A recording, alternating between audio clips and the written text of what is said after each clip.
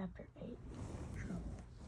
While I was waiting for the school bus on Monday, I had a horrifying realization.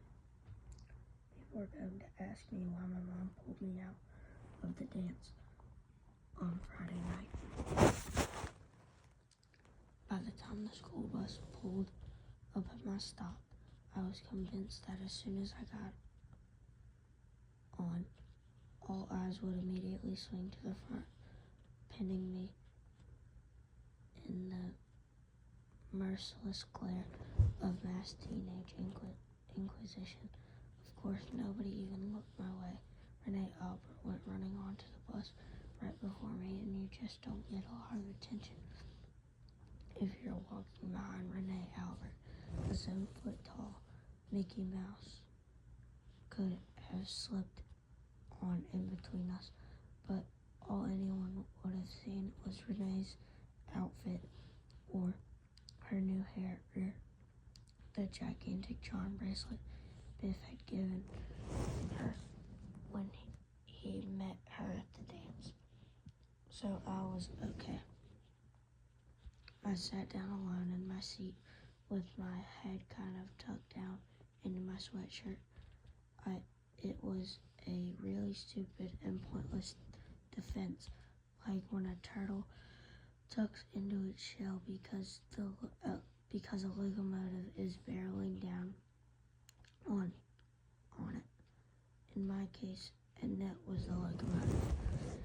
She came over to me and completely ignored the fact that I was trying to burrow my way through the bottom of my seat and into the luggage compartment. Hi, Stephen. Are you all right? I was worried about you all weekend. Is everything okay at your house? My mom said she saw get well balloons tied to your mailbox the other day. Or are you getting in trouble for something? Did your parents find out you skipped out of math last week? If that's what it is, I'm sorry. It's all my fault. Tell them if you want me to. Annette, this has nothing to do with you. It's a family thing. I'm fine. So you're not mad I said I'm fine. Okay, I was just asking. You changed a lot recently, though. I have not changed lately. Yes, you have. You never do your work anymore. Space out all day unless you're in band. And you yell at me half the time when I try and talk to you. Oh yeah, I've changed so much. How come no one else has noticed anything?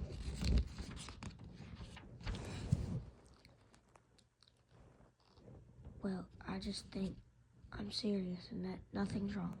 Everything's perfectly normal. I'm just tired of school, that's all. And my mom picked me up because we had to go somewhere. You have to give me credit for the last one. I didn't lie to her. All right, Stephen, whatever. So, how was your weekend, Annette? Did you practice a lot? Are you going to be ready for Juilliard? I thought for sure I could distract her by starting a discussion about the whole piano genius thing, but it didn't entirely work. She knew something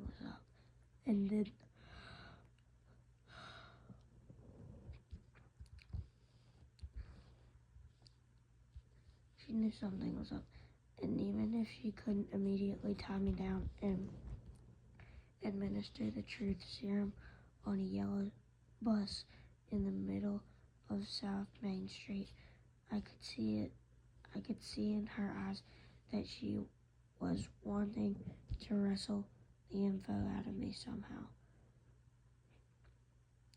Well, the keyboard-themed small talk smoothed over at the end of the bus ride anyhow.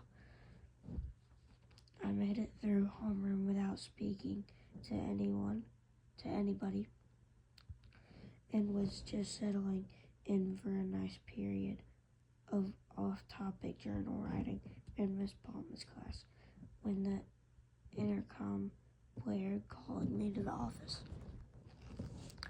As I was walking out of class, I could feel two pairs of eyes pinning on me.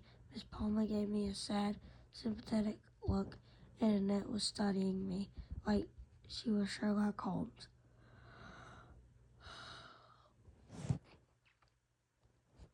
And I was a handkerchief at a crime scene. The school secretary told me to walk through the front office into the guidance area. Whatever was about to happen to me apparently had a mental health angle. I had become what my mom refers to as a student concern. The counselor waved me right into her cubically office, and gestured toward the seat. I had never been there before, but I got the vibe pretty fast. If you're going into pastels and motivation posters, that little cube was definitely the place to be. Stephen, my name is Miss Galley. I called you down today because some of your teachers are concerned about you. Something about this situation got my inner smart mouth child going. I would kind of hope all my teachers are concerned about me. But if you would really kindly tell me which ones aren't. Maybe I could buy them apples or something. Stephen, I think you know what I mean. You're here because you have apparently stopped doing your work in major subjects. You've never been in any kind of trouble here before, but you're suddenly in danger of failing everything across the board. Can you talk to me about why this might be? Well, truthfully, Miss Galley, you may have heard about the worldwide pencil shortage.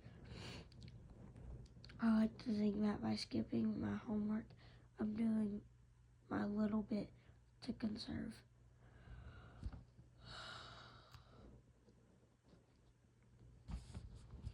Then she did something that generally works pretty well on me. She administered the silent treatment. She just looked and looked at me. I tried desperately to occupy my attention by looking at other things. In the office, the little poster with all the smiley emotion faces on it, the stuffed animal Garfield on top of the filing cabinet, a jar of candy hearts on the desk. The candy hearts did it, in a way. They distracted me from Miss Galley's stare, but they also made me really want to eat one of them. After a high-powered battle of wills reached an unbearable peak of tension, I asked for a candy heart. You want a candy heart, huh? Yes, Miss Galley. Well, I have a little rule here, Stephen. You talk, you eat. I began to realize perhaps it's too late that I had underestimated this lady. The silence fell over us again. I was not ready to tell anyone about Jeffrey, and after 3 weeks of keeping this secret, and I was darned well not going to crack over a stupid piece of penny candy. Just then the bell rang. Okay, I guess I'll be going now. It was nice meeting you. Thanks for nearly giving me some candy. Hold on, Stephen. You have gym this period, don't you? Yes, why? Did you ever wonder what all of your major subject teachers do second period? If every single student on your team has gym?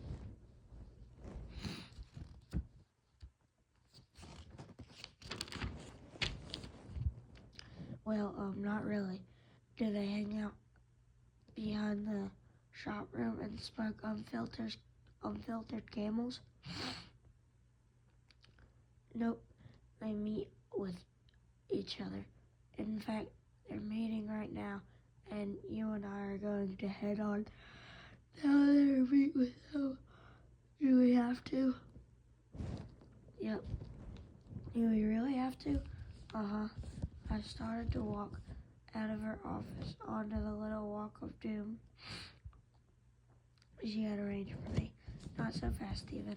I whirled back around. Want a candy heart? Okay, I wasn't feeling too proud at the moment. I took a candy heart and the long walk began. When we walked in, all of my major subjects teachers were sitting around a huge conference table, drinking coffee, laughing, grading papers. They looked up at me without any surprise on their faces. I had been set up for sure. Miss Galley led me to a seat and sat down next to me. Next, the teacher started in. Here's what I heard. Stephen, we like you, blah, blah. And you've always been an excellent yada yada. But suddenly you're not performing up to your humph.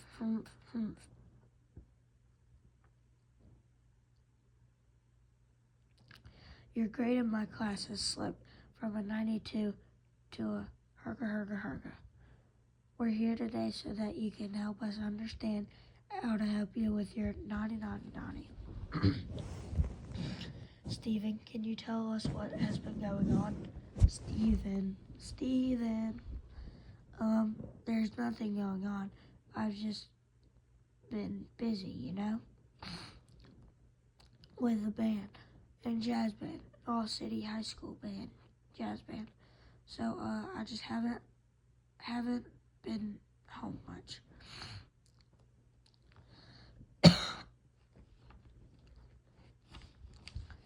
At that precise moment, Mr. Wattress walked in. What, do these people have psychic powers or something? Stephen, I'm concerned about your grades too. Teachers asked me to be here today because if things don't improve, you might not be eligible to practice or perform with all city group. I was thinking, hey, mister, where's all your dude and cat lingo? Now all of a sudden, just because we're in a big meeting, you're like Mr. Teacher Man. But I didn't have too long to concentrate on this particular betrayal because Mr. Galley chimed in again. Stephen, nobody wants to punish you, but we need to get to the bottom of this drastic change in your attitude and habits. We need a commitment from you to do your work. I'll ask you again, is there anything that we should know?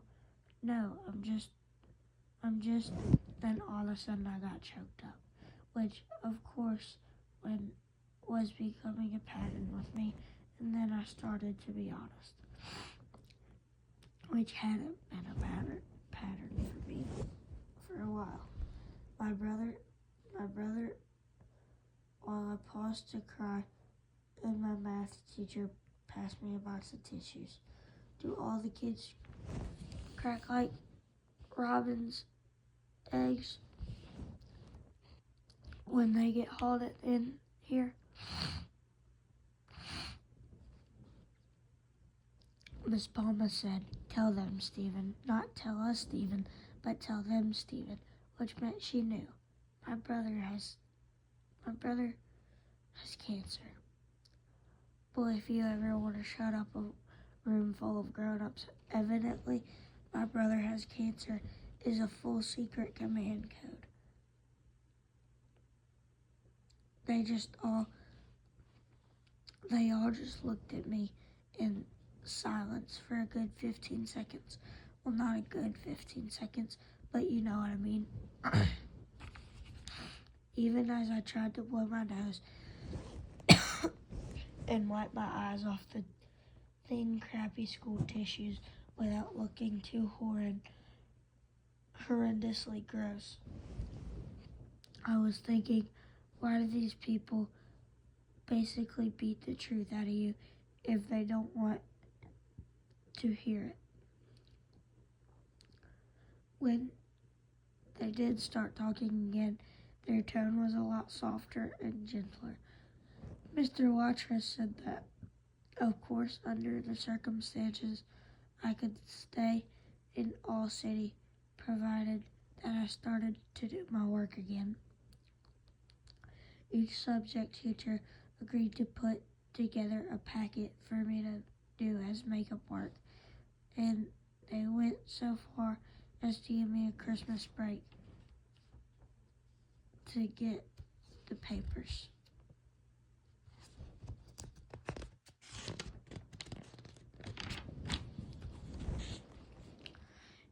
And because the marking period would be over in January.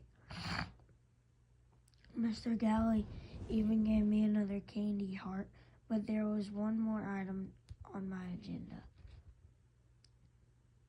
Do my parents have to know about this? If I swear I'll make up all the work on time, can you wait to call them? My mom is with my brother at the hospital, and my dad is really upset right now. I'll do every bit of work, I promise. Can I please just have a chance? Everyone agreed to do that. The meeting was adjourned just as the period ended. I wasn't ready to walk out of into the school hallway yet, so I took my time, using up some of my tissue and taking a series of very, very deep breaths. Miss Palma stayed behind with me for a minute. Stephen, if there's anything else I can do. You read my journal, didn't you? No, I didn't read your journal. What do you mean? You knew my brother about my brother. Stephen, I assume I didn't Stephen, I assume I didn't read your journal. I never read anything a student doesn't want me to, or ever. Then how do you know? Other people know about your brother's condition. Who? Stephen, we're both going to wait till our third period classes. Who knew? Who knew? Who told you? A student, Stephen. A student came to me because she was extremely worried about you and didn't know what to do. Annette, I was going to have to go to the bathroom during math class and have a talk with that girl.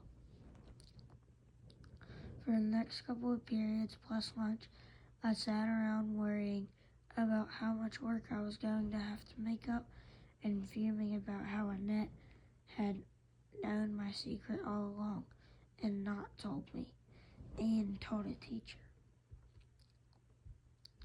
When it was bath time, I got permission to leave the room with no trouble, even though I skipped out after going to the bathroom a week before. No teacher was going to deny me anything on this particular day, just so I would know I hadn't been lying completely. I did go to the bathroom on my way to the band room. Even from there, I could hear that Annette was playing something really fast and angrily sounded, which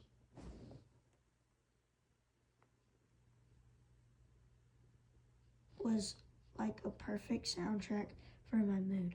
I followed the sounds and burst into the room so hard that Annette stopped playing and jumped up. "Hi, Stephen. Are you okay?" "Yes, I'm fine. I'm more than fine. I'm peachy. I love getting led into a teacher's meeting and dragged over the coals by half the grown-ups in our school because some girl ratted me out." "What are you talking about?" "Oh, like you don't know. I'm talking about how you ran and told Miss Palmer." "Told her what?" "About Jeffrey's cancer." Annette stood dead still and looked as though I had slapped her. "Jeffrey has cancer? Oh my God, you didn't know?" As awkward moments go, this one just took the cake. Annette was clearly stunned by this news. Now I was in the strained position of comforting her about my brother's deadly illness. I must have said something right, though, because after a few minutes, she stopped being so sad about Jeffrey and started being furious at me for not telling her. To make a long story short, she pretty much lectured me for about 10 minutes until I realized I had to get back to math. I knew I had to end this fiasco of a conversation. Thanks for your sympathy in my time of pain, Annette.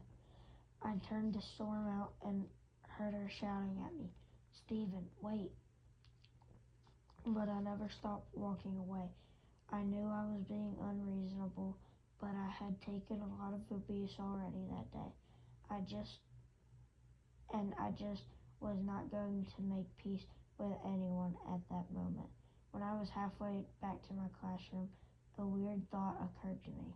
If Annette hadn't told Miss Palmer, who had? Of course, when I walked back into math, I got a big look from my teacher, but it wasn't the withering one I would have gotten the week before. Instead, it was the same kind of semi-pitying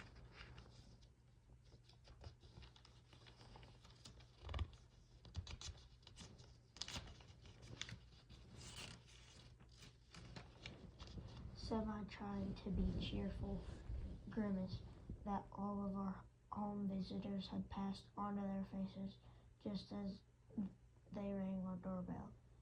I went back to my seat and actually paid attention until the end of the period. On my way out the door, the teacher handed me a huge folder of the worksheets I would need to do as catch-up work. He might have been my fastest moving teacher, but his approach wasn't unique. By the end of the next day, I was carrying around 5 of these fun packs in an alarming assortment of pastel and day glow colors. Anyway, I went to other classes, played some drums, and walked out to the bus. Annette got on after I did, but I didn't come over